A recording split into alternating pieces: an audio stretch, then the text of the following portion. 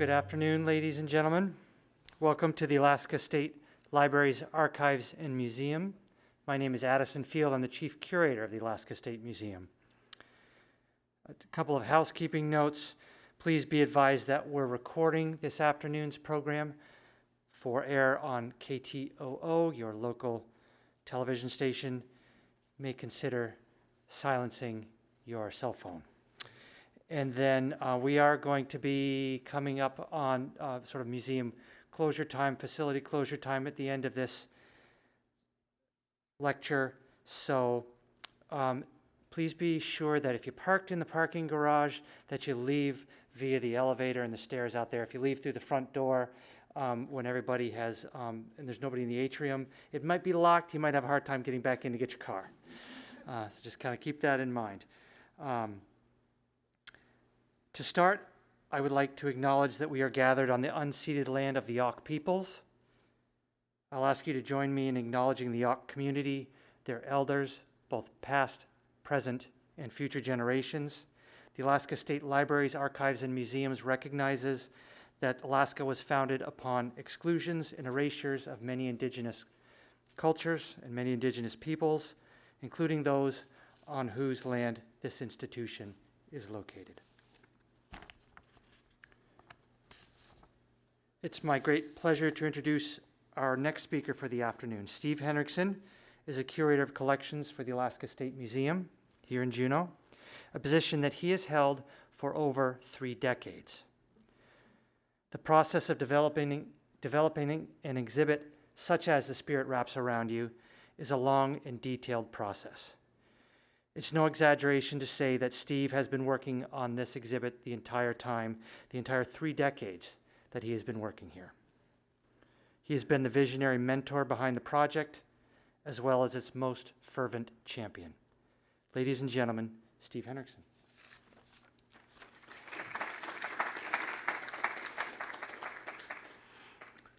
Thank you, everyone, for coming out today. I hope you had a chance to see the exhibit, and if not, it'll be up for several months until actually sometime in October.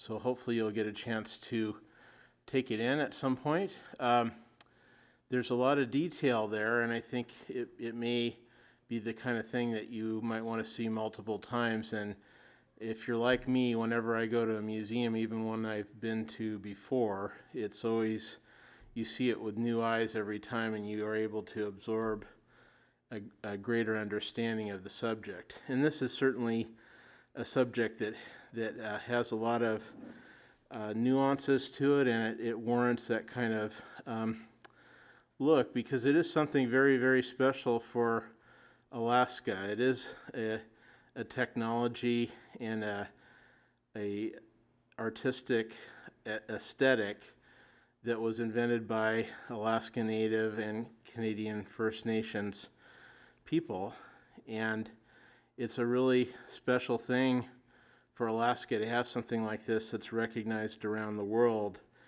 as a great achievement in textile arts and art in general. It's on the wall in the Metropolitan Museum of Art and the British Museum, all the world's greatest museums. And it came from this place, from those goats, those goats that are climbing around on the mountain as we speak. Their ancestors gave of themselves for this art to exist, and we owe the goats and the weavers a debt of gratitude.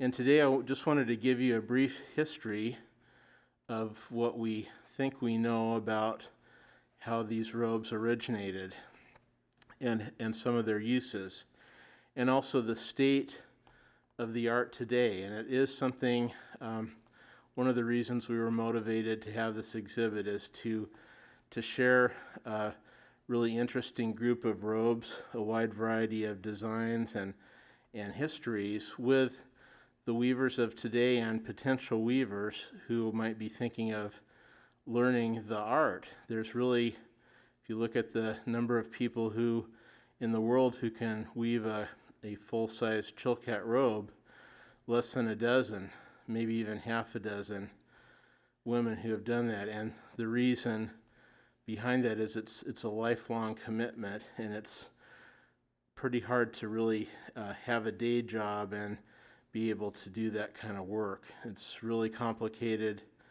and time consuming, and so we're hoping to help with that by inspiring young weavers to take it up. So I have a variety of things to show you today that parallels what's in the exhibit, but maybe goes into a little bit more detail about it. And we'll look at one of the earliest forms of weaving in the exhibit, which is Ravenstail. We call it that nowadays. It's based on a Tlingit term for the Yaith Kuwu, the tail feathers of the raven, and that's one of the designs that appears on the robes.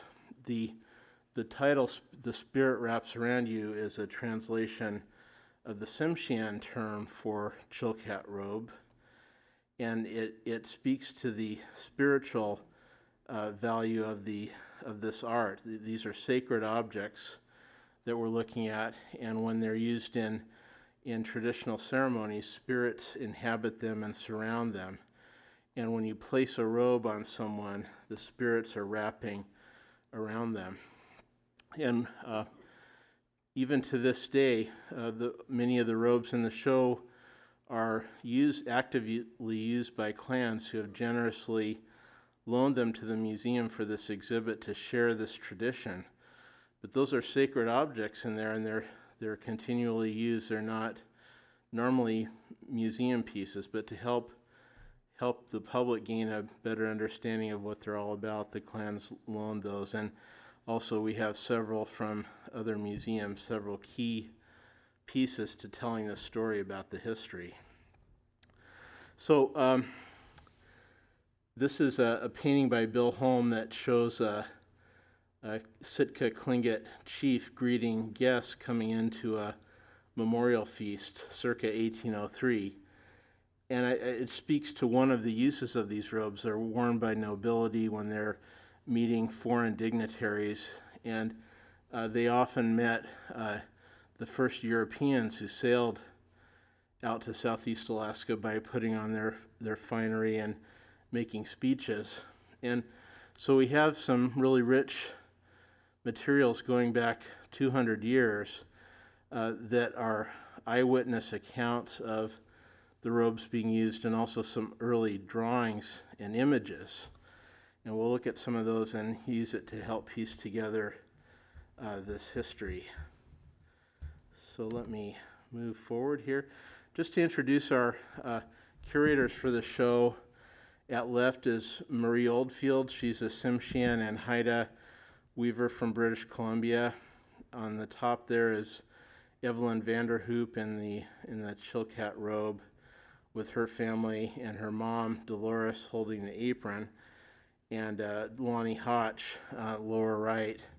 And we wanted to have weavers involved in this show because it's such a technical subject that we really needed that kind of insight to be able to select the objects that we have on display and also what to say about them. And all three of the co-curators were assisted by the local weavers, many of whom participated in doing dye research on that's presented in the show, and also lending a hand with the exhibit planning to Lily Hope, Kay Parker, Janice Criswell, Marcia Steyer, and others were involved in the planning. So we really had a really perfect team to put on the subject.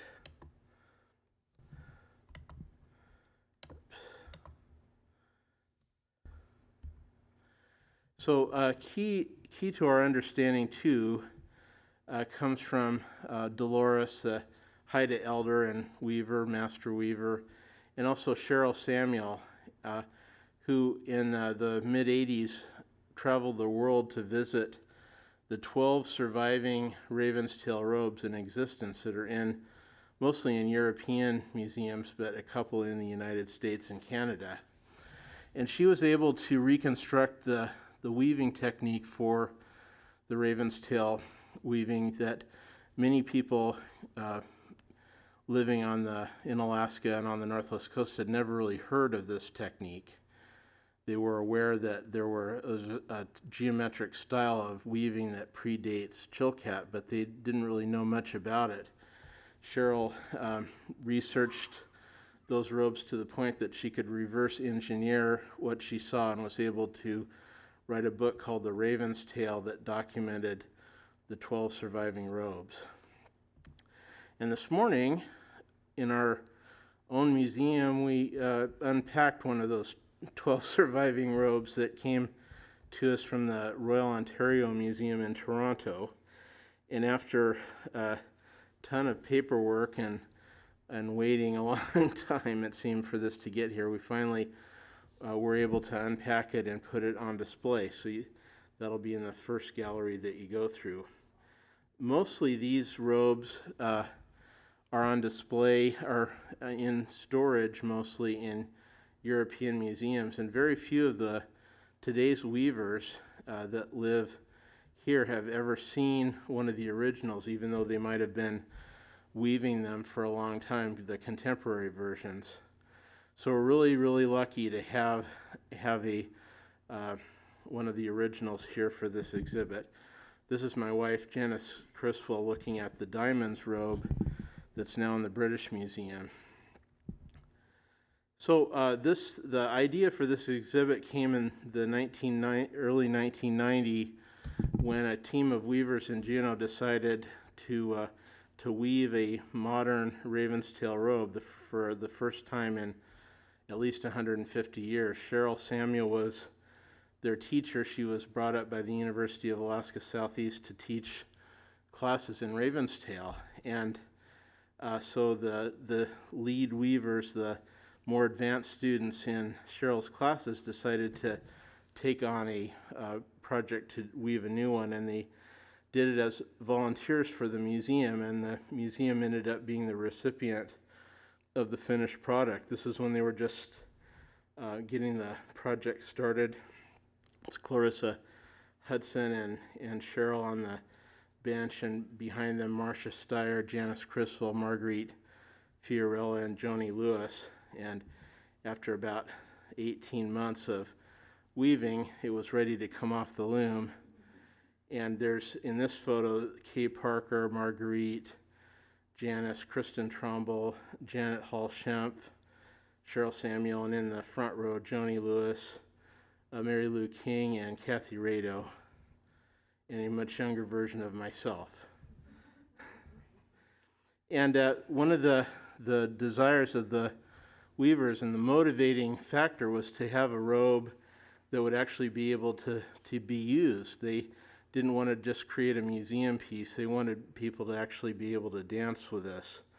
So the museum facilitates the use of this robe on request by dance groups and for funerals and graduations and other ceremonies. This is when the weavers named the robe Hands Across Time. That was what they felt, that the weavers of the past were passing this tradition on to them.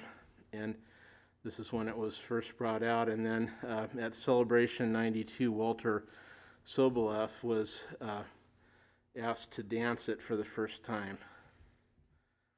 And ever since, that particular robe has been out to many, many ceremonies. This is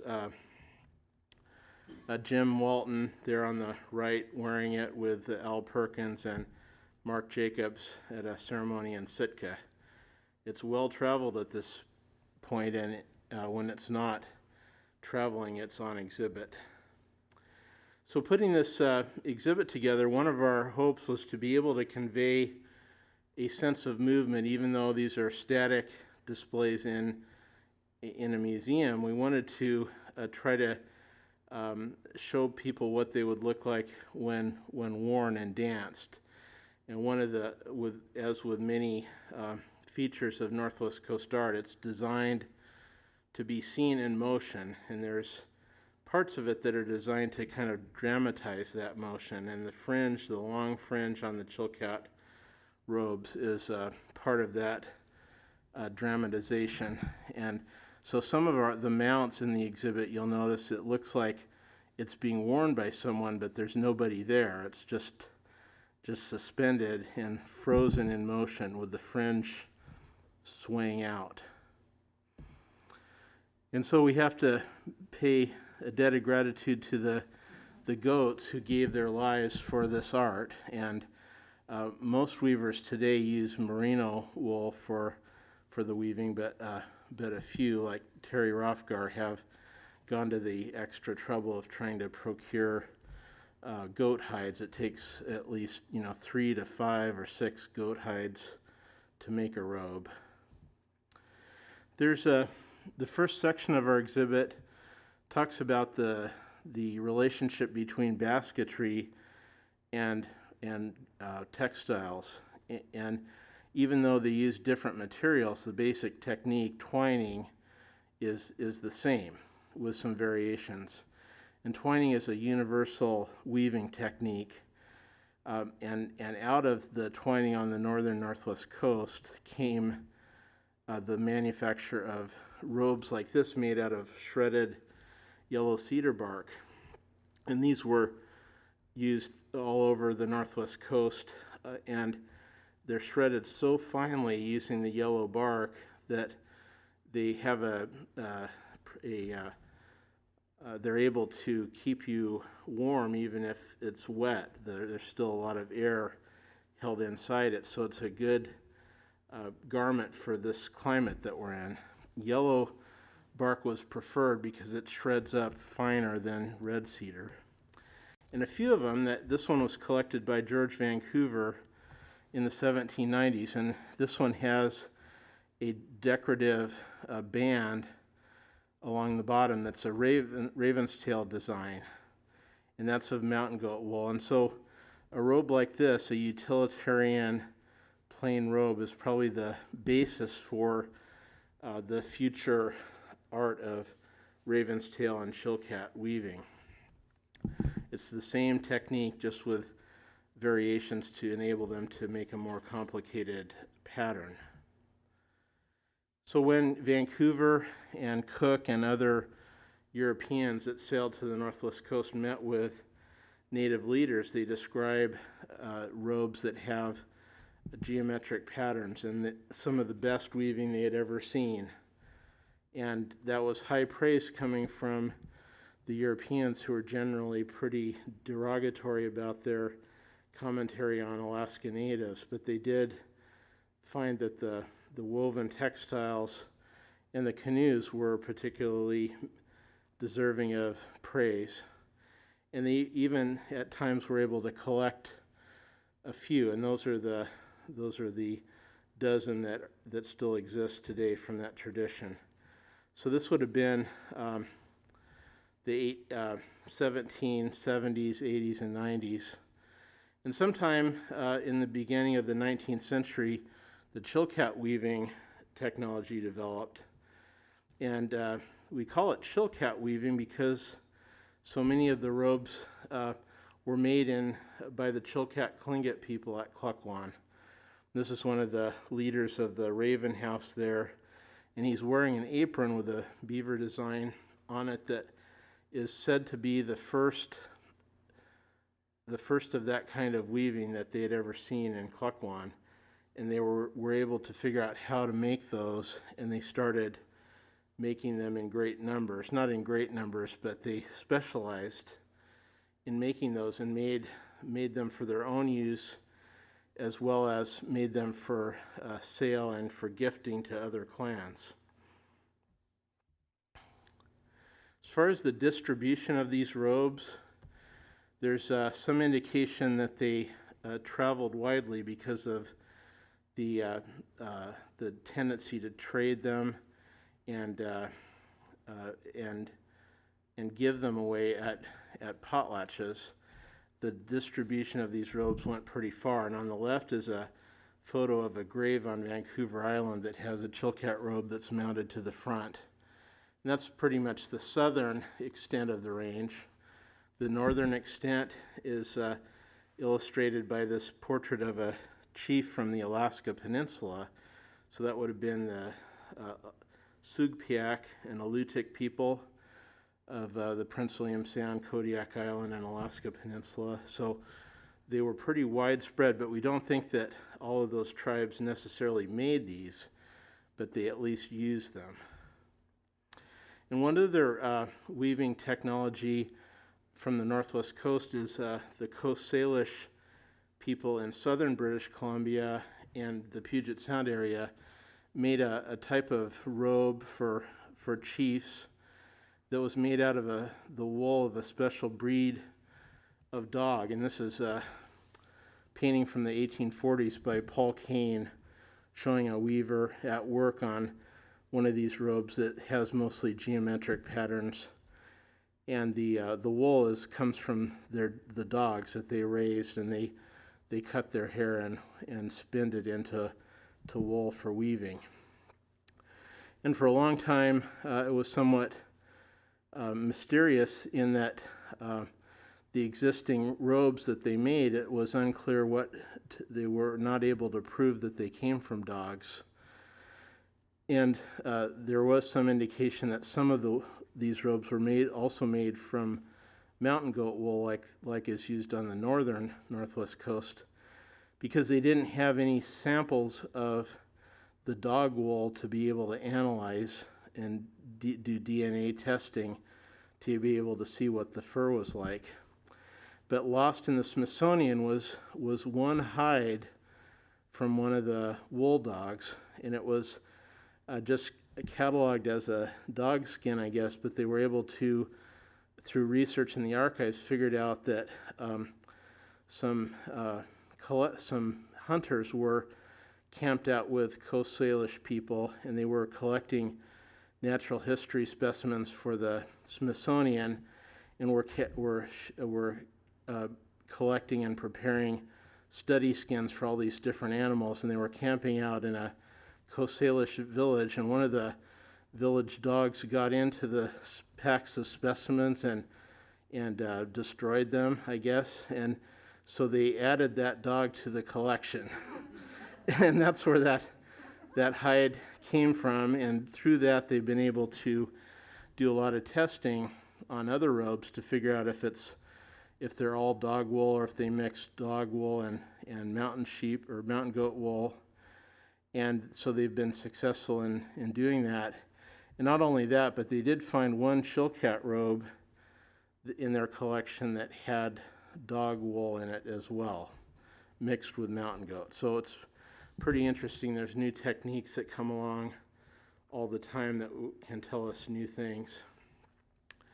So the Ravenstail weaving, it apparently existed at the time of the first European contact in the 1770s and lasted up until around the beginning of the 1800s, 1800 to 1820. And there's only one photograph of a person wearing a Ravenstail robe, and this is the one that we just unpacked this morning. This was from the Gitxsan people of the Nisga'a people of northern British Columbia, and it's in the Royal Ontario Museum in Toronto now. But it is a Ravenstail robe according to how those are classified, because it's rectangular instead of a five-sided shape like Chilkat robes. It has no cedar bark in the warp, and it has a rectangular layout, composition, a regular grid of design elements inside the design field of the robe. So it's one of the 12 Ravenstail robes, and the only one that's in a photograph showing its use. And this is the original photo of the woman here on the right is wearing that robe, and she's in the middle of this group shot. So fast forward to the 1980s, we had an exhibit here at the Alaska State Museum called Russian America, the Final Frontier. And we had a number of these paintings on loan from the Russians, done by an artist named Mikhail Tikhonov in 1818. They were mostly portraits of Alaska natives, and this one was of particular interest because it showed the Kiksadi leader Kat Leanne wearing a Ravenstill robe with the Russian-American company's headquarters on Castle Hill in Sitka in the background. And right about that time, Cheryl Samuel was doing her research, had done her research on this technique and was starting to teach classes up in Southeast Alaska through the university. And her efforts were somewhat controversial. For one, she was not native, and it wasn't clear what authority she had to even do that. And also, no one really knew the reasons why they abandoned Ravenstail weaving in the first place. And so it had to do with whether it was really right to bring this technique back, since elders in the distant past had decided to let it go. But Cheryl met with some of the elders around at the time, Vesta Johnson, a Haida elder, and Esther Littlefield here, who's a direct descendant of Kat Leanne, the only, from the old tradition really, the only name that we have tied to one of the robes. And Esther was very enthusiastic about bringing back that technique, and she actually came to Juneau to visit that portrait of her ancestor there.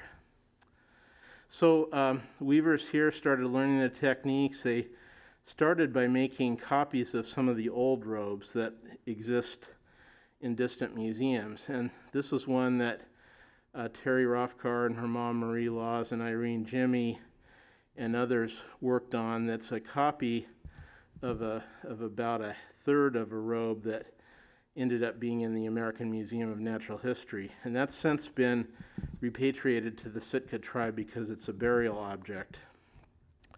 But they finished the replica of it, and that's I believe that's in the Sitka tribe of Alaska's collection. So that was the first Ravenstill robe woven in Alaska for at least 150 years. So this is another one of the old ones. This is one at the British Museum that has the only one with these diamond patterns on them. And there's a new version of that robe in the exhibit here that is a At'u of the Yunyadi clan of the Taku Tlingit.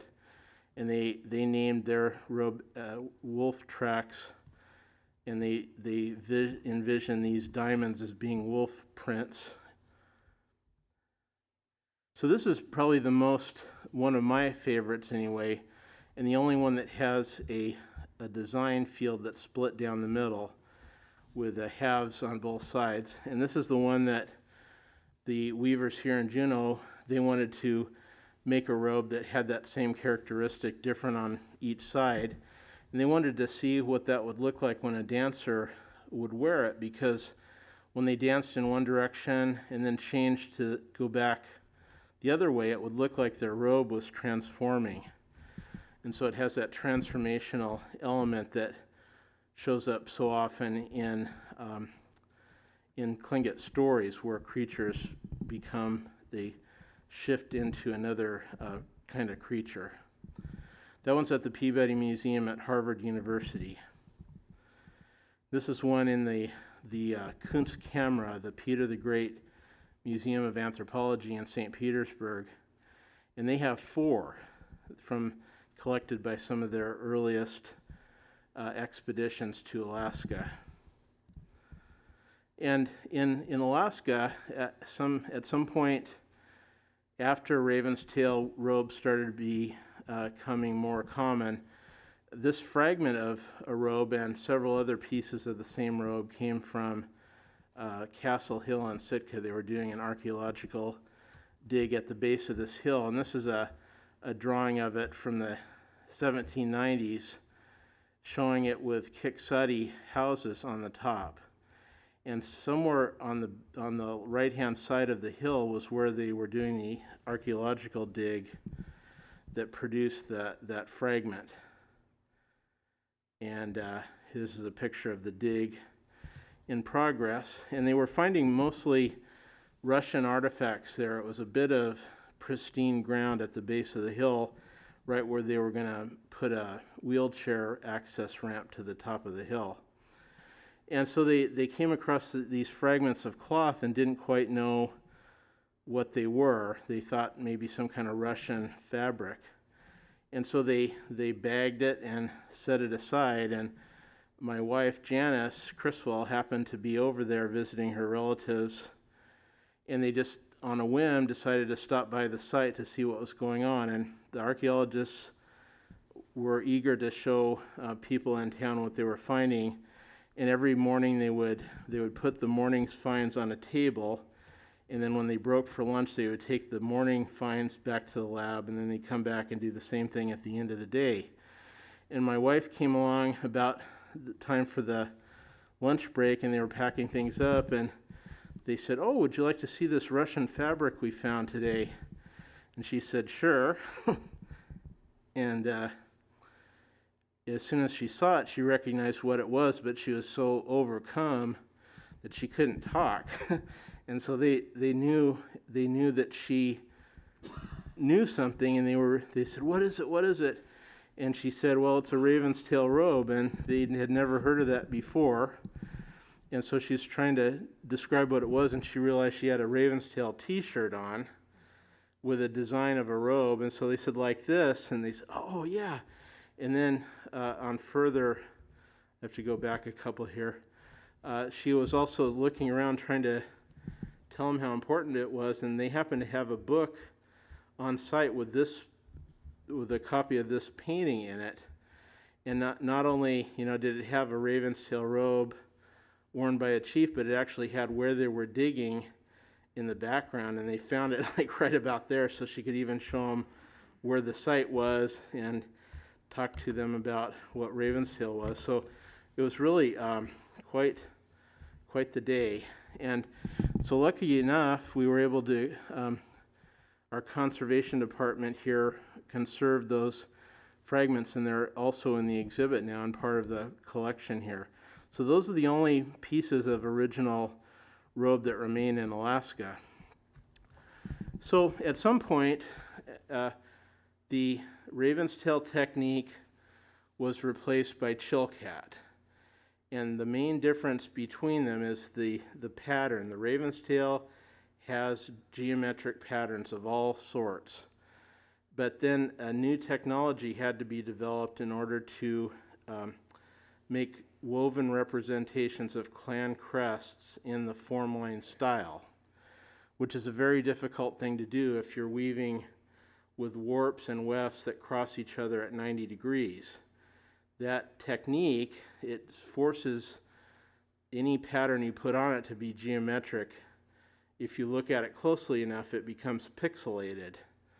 But in order to faithfully reproduce formline designs, they needed to find a different way to do it that would make clear curves, true curves, and very finely rendered ones to be able to reproduce that in weaving. And so for a time there seems to be some robes that were made, a few of which exist today, that have Ravenstail and Chilkat techniques used side by side. So some of the design is geometric, some is what we would now call Chilkat technique. And these are some early drawings showing transitional robes. The one on the right is from 1819. The one on the right is from 1790s, from Haida Gwaii. And these appear to be the so-called transitional robes. And here's one that's sort of more Chilkat-y in its appearance, but it does have a design field that's laid out in a geometric grid. So that sort of harkens back to the Ravenstail design. And this robe is a really interesting one. The lower part is clearly Chilkat. It has the long fringe like Chilkat robes have that has cedar bark inside. But at the top, there's this rectangular grid that's a sort of a reminder of the roots of Chilkat as this geometric tradition. And this one is a fully decked out Chilkat robe. No, each of the design units is done in the Chilkat technique, but the layout is still geometric, this grid. And so this is another one of a continuum of showing this transition from geometric to Chilkat. So when did that occur? The earliest illustration of a Chilkat robe was done by this artist, Russian artist Mikhailov, in 1828. So that clearly shows fully formed Chilkat robe. This is another drawing by a Russian, Voznesenski, of a funeral in Sitka, showing a chief lying in state, surrounded by artifacts including Chilkat robes, and he's even wearing a Chilkat robe. And this is 1840s, so that's looking like we know it showed up about that time. And one of the other major loans that we got for this exhibit is this particular robe, which is now in the Peabody Museum in Salem, Massachusetts. And it's the earliest robe that has a solid date of collection, which was before 1832. We don't know anything else about it other than that, and it's the earliest surviving robe of the Chilkat style. And it's also one of the greatest masterpieces of Chilkat weaving in existence, and it's a real treat for us to see it back home. And in the course of doing this exhibit, we were talking about this robe with the co-curators, and Lonnie said, "Oh, I have a pattern board for that one." And she's descended from several generations of weavers, and she inherited pattern boards from her ancestors. And one of them is very similar to this pattern. It's not the exact design, but weavers didn't necessarily always follow the patterns exactly. So may have been used, that pattern board may have been used to make it. So the earliest photographs we have of Chilkat come from Edward Muybridge, one of the first photographers who came to Alaska in the late 1860s. And in this photograph of Tlingit people at Fort Tongass, there's nobody's wearing a Chilkat robe, but there's a totem pole here that has a Chilkat robe draped over the shoulders of this figure. And it might have been put on there when the pole was raised. And we have some early, from later in the 1800s, some other great photos like this one by Brodeck from the 1880s or so, showing a weaver with a robe on the loom, about ready to come off. It looks like all the weaving is done, and they just have to take it off the loom and remove these gut bags that hold the long fringe to keep it from getting dirty. And above her is a pattern board that she follows to produce the form line design. And then above it, a completed robe probably hung out there for the photographer. Normally, when these are in the houses, they keep them covered up pretty well to prevent soot from the fire getting on them or other dirt. So the use of the robes are mostly pretty familiar to us. It's the kind of thing that happens today. This is a photograph from the 1904 potlatch in Sitka. And one of the things that really struck me the first time I saw this photo was that several of the people wearing Chilkat robes are wearing them upside down. Like this woman here, the fringe is at the top and it's flopping over, and then what is normally around the neck is at her ankles. And I started asking elders what was going on there, and Cecilia Coons, who used to live right across the street from the museum, looked at it and said, oh, that's what they did when something big was about to happen, when they were about ready to raise a totem pole or give a name to someone or something really special. They wore that to tip off the audience that something big was about to happen. And in this case, they were about to dedicate 5 interior totem poles. So something big was certainly going to happen.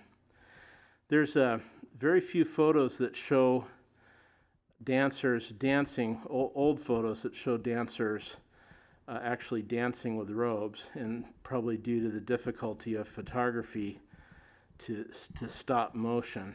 And this is one of the best ones. Dick Wood, local photography historian, has this one in his collection. It's done by Merrill of Sitka, and it shows several dancers here dancing with them. They're crouched, and you can see the fringes flying out, and somehow he was able to capture that. So we also have lots of photos of funerals of chiefs lying in state, surrounded by their artifacts, and in many cases, Chilkat robes.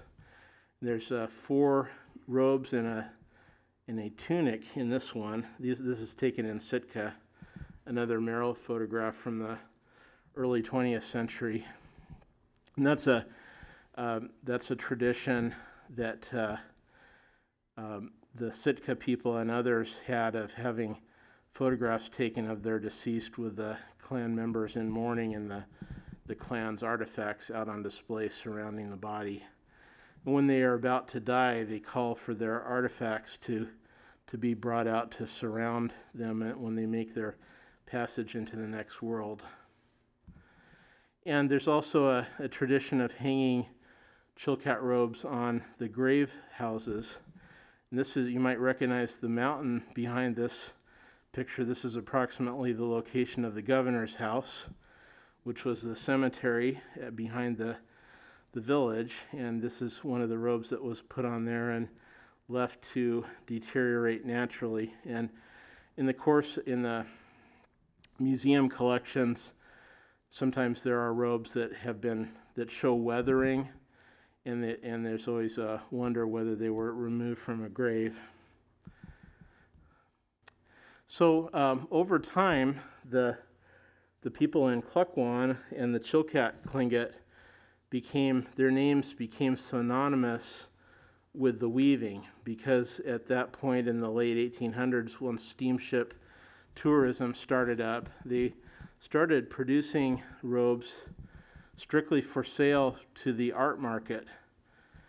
And so the people in Klukwan had a group of weavers there that were especially skilled in access to mountain goat, and they went into production. And there's a one robe under weaving here, and another one wrapped up here, and there's a bunch of fox skins hanging behind. I'm not sure, maybe some other kind of critter, I'm not sure. But those are, they had just returned from a trapping trip to the interior, and that they were hanging those pelts up to dry. So once they became available to collectors, merchants in these steamship communities started buying them up to sell in the curio shops. And so there are a few photos like this of robes for sale in a curio shop, and then they were taken by the collectors. If they were on a steamship, they would take them home and put them up on display in their parlor or in their curio corner. This is the interior of a house in Douglas with a really nice robe there on the wall.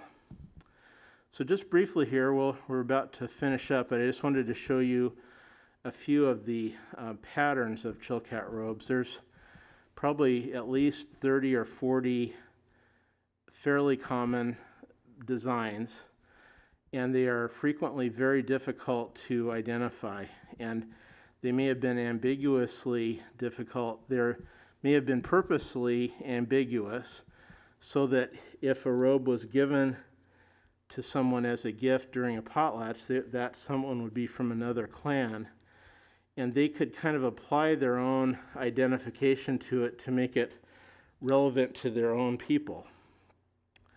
So some of the designs may be hard for us to really pinpoint today, and that may be a cause of it, or it may just mean that we don't know what we're doing. That's another possible cause. But this photograph here is by Lillian Faith Prescott of the rededication of Chief Shake's house in Wrangell. And it's really a nice display of a contemporary Ravenstail robe on the left, and then 4 Chilkat robes of different styles and patterns. And so let me just talk about a few. This is the most common Chilkat robe pattern that there is, and it's often identified as a diving whale. So when you're looking at the designs, most Chilkat robes have 3 panels on the field. There's side panels that are usually a mirror image of the other one, and then the central field, and that's usually the main design. That's the part that shows on the dancer's back, and so that would be the crest display. And this is called a diving whale because if you look at the form line design and have an idea of what's going on here, the head of the whale is here, the body of the whale has a humanoid face on it, and then the tail is up, and it's got the distinctive shape of a whale's tail there. So the tail is up and it's diving, and they call it diving whale. So the pattern boards are an idealized version of what will end up on the robe, and they're designed by men who traditionally did all the carving and painting in Tlingit society, and they designed the form line, and it's usually just half of the robe, or a little over half, so that they didn't have to paint the whole design. And then the women would interpret this when they were weaving. But there's a lot of things that you can paint that's really impossible to weave. So the weavers had to have input into the design to make sure it was something that was actually weavable. So a few other designs. This one, if you look at the central panel here, it has a head at the top, a humanoid face in the middle for the body, and then a wing there and another one over here, and then tail feathers and feet on either side. So it's some kind of bird. You're looking straight on at the bird's head, though, so you can't really tell if it's got a straight beak or a curved beak. And so it's hard to say what kind of bird. Automatically, some people would say eagle if it's got a hooked beak, and if it has a straight one, a raven. But there's a lot of other birds that are adopted as crests, so I think it's a lot safer to look for more evidence before you would attribute it to a particular bird species. And this one is, it has a head at the bottom, kind of like a diving whale, but then it has another head up here, and then these claws that are going up. And so this one has several different identifications that people have put on it over the years. And some say it's a sea bear that's a mythological hybrid of an undersea grizzly bear, a supernatural creature. So possibly that's what it is. It could be something else. It's really hard to say. At some point, there was a movement to make the designs on robes a little more realistic. And this one is in our collection, and we think it came from Angoon. And they have a crest over there called Raven Marrying the Killer Whale. And it has what appears to be a bird with more realistic wings, and then killer whales, a pair of them on either side. And that's kind of plopped in the middle of a form line design, so it's kind of a transitional piece, and then later ones are like this, where they have a white background or a solid color background, and the crest designs on them are pretty realistic. And that's somewhat like this one that's owned by the Kiksati clan in Sitka, that represents the herring rock, and that's one of the territory of the Kiksati, and it's also a crest, and the rock is personified or in the form of a creature. That's the rock there, and then there's herring on both sides. And as far as just one more brief comment before we go, the revival of Ravenstail weaving is also something covered in our exhibit. And as a result of the hardworking weavers and Cheryl Samuel, their instructor, they've revived this technique that died out in the early 1800s when chilkat weaving came into existence. And I just wanted to quickly go through a couple of the contemporary Ravenstill robes. This one by Cheryl Samuel, called the Midwinter Robe, that takes on new colors that you don't find in the old robes to represent the colors of the beach during winter. This is one of Kay Parker's pieces. She's a weaver here in Juneau, and this is it's not a copy of an old Ravenstail, but it's very much in a traditional format with a yellow border. This one is by Lonnie Hotch. Uses a totally new color palette, and all those design elements she designed for this robe. They are not copies of anything else that has been on any robe in the past. And finally, in our own collection here, thanks to the King Family Trust, one of Kay Parker's most accomplished pieces, this tunic with Ravenstail and chilkat designs combined. And that's also in the exhibit. And so with that, making a long story very short, I thank you for coming today, and invite you, if you have, we just have a few minutes before they close the doors, but if anyone has any questions or comments, if you could step up to the microphone, that would be awesome. But if not, I thank you again for coming out, and I hope you have a good weekend.